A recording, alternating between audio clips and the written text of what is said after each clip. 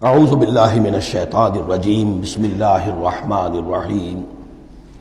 یہ بات میں آپ کو بتا چکا ہوں کہ سورہ مزمل کے بعد سے مسلسل آپ کو آخر تک یہ نمایاں طور پر صورتیں جو ہیں جوڑوں کی شکل میں ملیں گی۔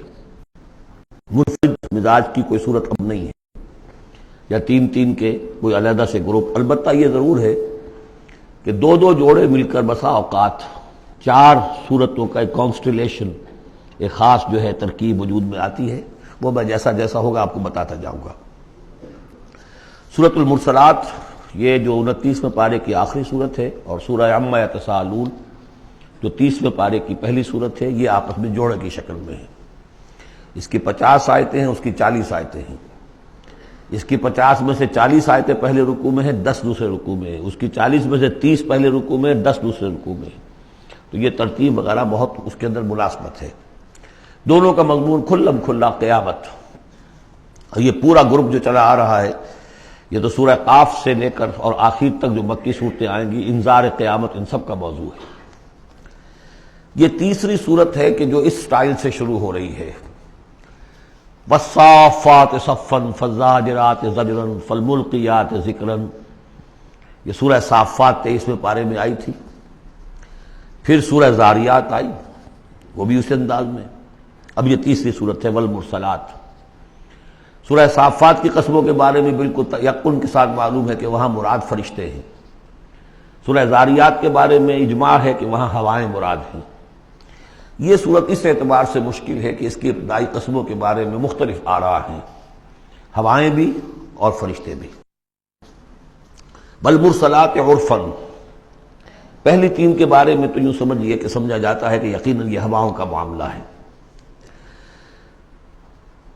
وہ ہوائیں کہ جو چلائی جاتی ہیں بڑی آہستگی کے ساتھ، عمدہ طریقے سے، جب سب شروع میں چلتی ہے تو آہستگی کے ساتھ، اور مرسلات چلانے والا اللہ ہے ان کا، بھیجی ہوئی ہیں ہوائیں، یہ بھیجی ہوئی ہوائیں۔ فالعاصفات عصفا، پھر یہ بھی ہوتا ہے کہ یہی ہوائیں کسی وقت بڑے زبردست جھکڑ اور تیز طوفان کی شکل اختیار کر لیتی ہیں۔ والناشرات نشرا، اور اسی طرح سے یہی ہوائیں ہیں کہ پھر جو بادلوں کو، بخارات کو اٹھا کر لے کر جاتی ہیں، جو باران رحمت بن جاتے ہیں۔ فالفارقات فرقا، اور پھر وہ جا کر جو بھی تقسیم کرنا ہوتا ہے، مقسمات امرہ جو ہم نے پڑھا تھا، پھر یہ ہے کہ کہیں پر وہ بارش ہو گئی اور کہیں وہ بارش نہیں ہوئی، کہیں بنجر رہ گیا معاملہ اور وہاں کھیتی نہیں ہوئی، اور کہیں چل تھل ہو گیا اور وہاں کھیتی ہو گئی۔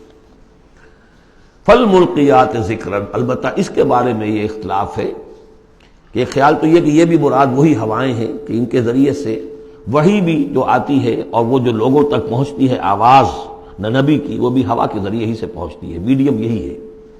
لیکن ایک رائے یہ کہ اس سے مراد فرشتے ہیں کہ جو لے کر آتے ہیں ذکر، وہی لے کر آتے ہیں عذراً اور نذراً۔ اور یہ جو ذکر لاتے ہیں فرشتے، یا تو یہ کہ الزام اتارنے کے لیے، جو ہم پڑھ چکے ہیں سورہ نساء میں کہ ہم نے رسولوں کو کیوں بھیجا، لئلا یکون للناس علی اللہ حجۃ بعد الرسل، لوگوں کے پاس کوئی الزام نہ رہ جائے اللہ تعالیٰ کے ہاں پیش کرنے کے لیے، کوئی عذر باقی نہ رہ جائے کہ اللہ ہمیں خبردار تو کیا نہیں گئے، ہمارے پاس کوئی نبی تو آیا ہی نہیں۔ تو عذراً اللہ تعالیٰ کی طرف سے گویا کہ اتمام حجت ہے، اور نذراً خبردار کرنے کے لیے، تاکہ وہ جو بھی جاگنا چاہے جاگ لے۔ ان ساری قسموں پر جو اب مقسم علیہ ہے، جس چیز پر قسم کھائی گئی، انما توعدون لواقع، جس چیز کا تم سے وعدہ کیا جا رہا ہے وہ واقع ہو کر رہے گی۔ یہی سورہ زاریات میں تھی، لیکن سورہ صافات اس گروپ سے متعلق تھی کہ جو توحید جس کا مرکزی مضمون ہے، تو مقسم علیہ تھا ان الہکم لواحد۔ تو یہ فرق ہے۔ صدق اللہ العظیم۔